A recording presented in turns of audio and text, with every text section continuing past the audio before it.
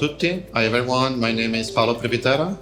I am an entrepreneur, founder and investor, born and raised in Italy, in Venice, but I've been living in Silicon Valley for the last 22 years.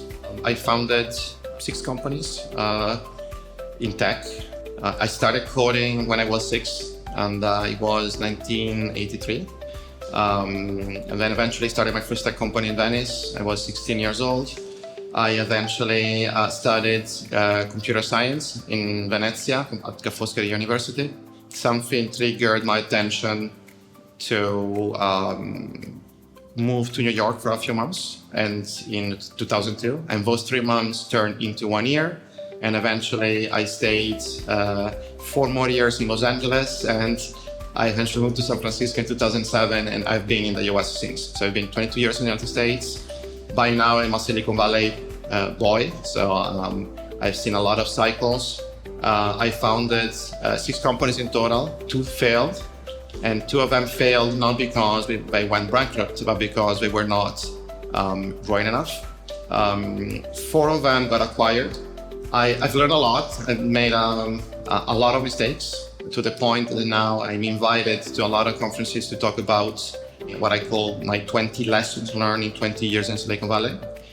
So I explain what I've accomplished through all the mistakes I've done. I've learned to be an entrepreneur, but also an investor. So that's my second hat.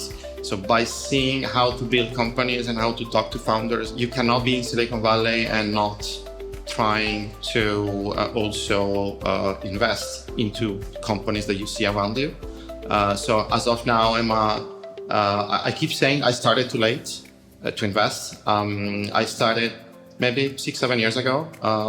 And in the last 6-7 years, I invested in more than 150 startups of different stages. I put together a small fund. It's called 1521 Ventures. We invest into the top performing Silicon Valley funds.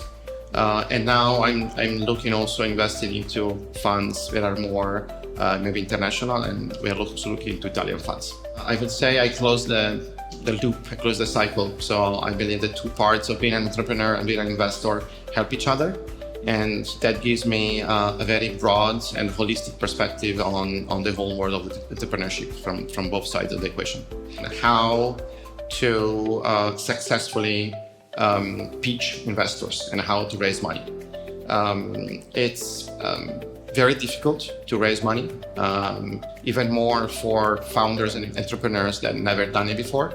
It's not common to ask money to people, and it was very difficult for me at the beginning. It was very unpleasant. But if you are in that situation, you are forced to learn.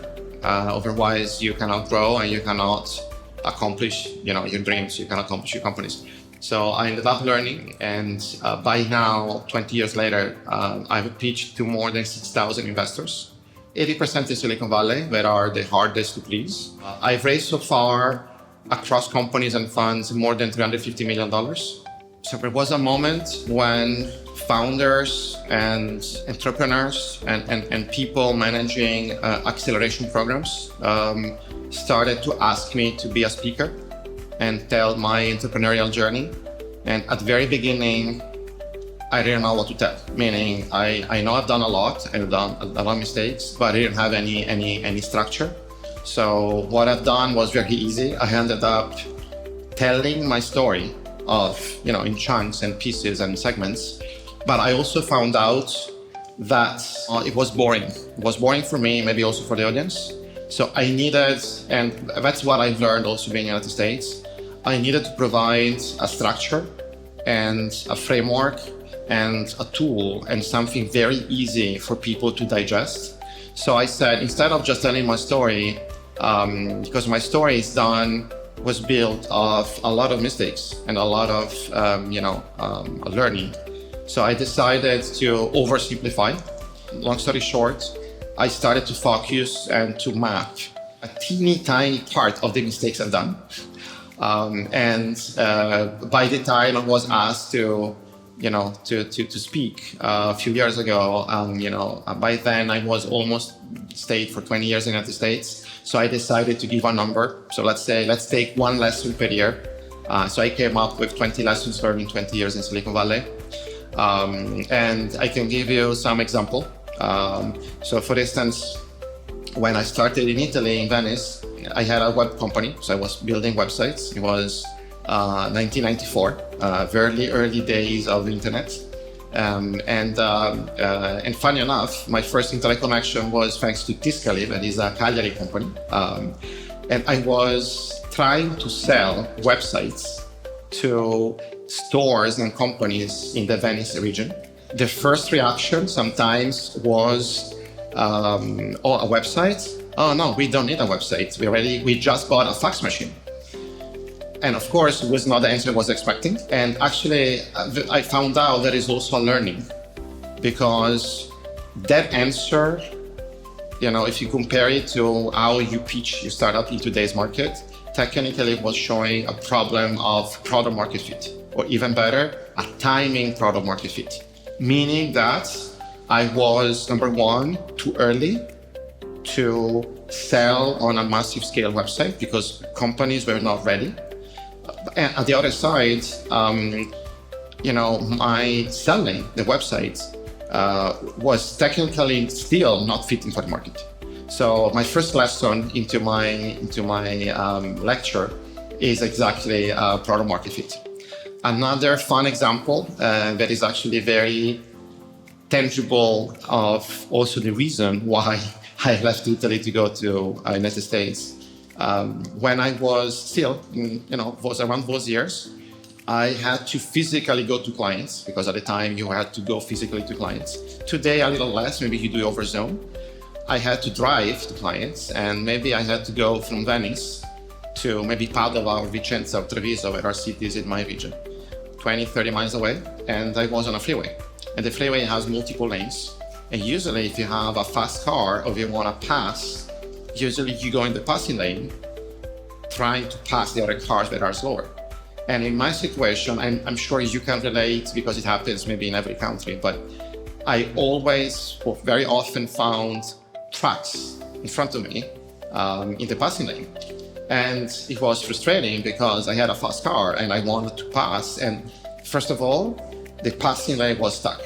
So I had no chance to pass the other cars. Two, there were wrong vehicles in the passing lane. Usually a truck stays in the right-hand side lane.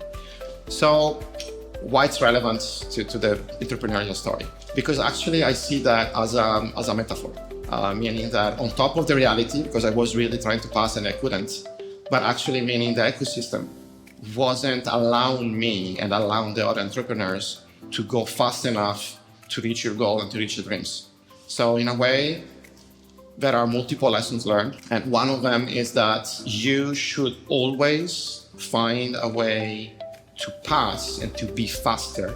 And if you cannot pass with your car because the system doesn't allow you, take a helicopter. And by taking a helicopter, you can pass the other cars and go to the destination faster. An extra piece of that equation was, maybe I took a shortcut. And my shortcut for me was trying to do what I was trying to do in a different country. So I moved initially to New York and, I had no plan to move to the United States first, but I was thinking that New York was a fast-paced city, technology, skyscrapers. So I pretty much decided to do this experiment, and I had this city of dreams, was New York, and I took a sabbatical. Just 12 days after my graduation at Foscari, I decided to do this sabbatical 3 months with no expectations. I've been in the US for 22 years, and the first year I was in New York, but I moved to New York in April 2002. And if you can do the math, April 2002 was just a few months after 9/11. Why would someone move to New York in the worst moment, of human history? I have kind of a lesson that I learned from that. It is, there is never a perfect moment to do something. And I chose to do that, and I did it without thinking twice. But I also have another reading of the same sentence, meaning, every moment is the perfect moment. to do things. I eventually moved to LA for a project. I always had the plan to come back to Italy, but 1 year later I was taking the US. Ended up creating my first company. Another web company was in Los Angeles. At the beginning, I didn't like LA. I was looking more for skyscraper, big city, fast pace. So the plan in LA was to stay for a few months for a project and move back to New York. To the point that I left my luggage in New York. And then 3 months later was December. And December in LA, we have plus 25 centigrade in terms of temperature. And in New York, we have minus 25 centigrade. So it wasn't pleasant to go back to New York, at least for the 3 months of winter. So I decided to wait. And 3 months later, pretty much LA treated me so well that I had no real reason to go back to New York. Also keep in mind that LA was, 6 hours flight away from New York. So LA had a minor impact compared to New York in terms of what happened after 9/11. So I ended up staying in LA for a few years. So here's the story. If you ask an Angelino is a person living in Los Angeles, what's the first reason to live in LA? There is an official stats, and the stat says that the first reason to live in LA is for the weather. So why is the weather relevant to our conversation? Well, because weather is very important to, create a quality of life. If you go to a very rainy city, like Seattle is one of the rainiest cities on planet Earth, has a very high rate of people that are depressed, for instance. LA is very sunny and good temperature, but why weather is important also for an entrepreneur. If you're the weather gives you a good quality of life, eventually it's going to have an impact on a good quality of work. And another layer is also the metaphorical weather, meaning that in that moment, the LA ecosystem of people, entrepreneurs, and founders was more welcoming and more fitting and matching for me compared to another city. When you decide to launch a project, pick your city or your geography or your ecosystem wisely.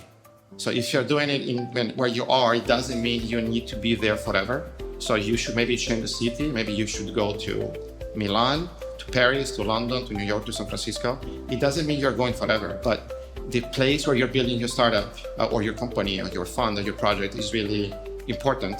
And it's connected to everything I mentioned about the weather. During the last 20 years, I've been helping, dealing, supporting, mentoring, advising hundreds of startups, hundreds of entrepreneurs. Because behind a startup at a company, we need to think about that there is always a human being. So it's not a company. That company is made of people. And I had the luck also to engage with a lot of female founders. Not as many as I would love to, meaning that usually, at least in technology, there are less female founders. That was not good. There should be more. But I believe even stronger, there should be maybe lessons learned done more tailored for female founders. And not by chance, in the last decades, I've been wanting to support and to help female founders, female startups. I'm a proud advisor, mentor, and investor of a few female founders groups and female founders funds in Silicon Valley. That led me to get closer to the female community and to the female perspective of why things are not working as easy as for men's in the community. I even got to, I don't want to say things that are not politically or politically correct, but I'm saying what I think and without a lot of barriers. I also, all the female entrepreneurs I met, I found to be incredibly smart, professional, and I wish I had even more female entrepreneurs around me in my companies. So it was a very intriguing discovery in a way, to the point that lately I'm very connected to these communities, and I got connected to the communities of prosperous women, for instance. As soon as I learned about the project, I immediately decided to be part of it, to be of support, and to help in any way I can. And still, part of my mission for the next foreseeable future is to support this amazing community.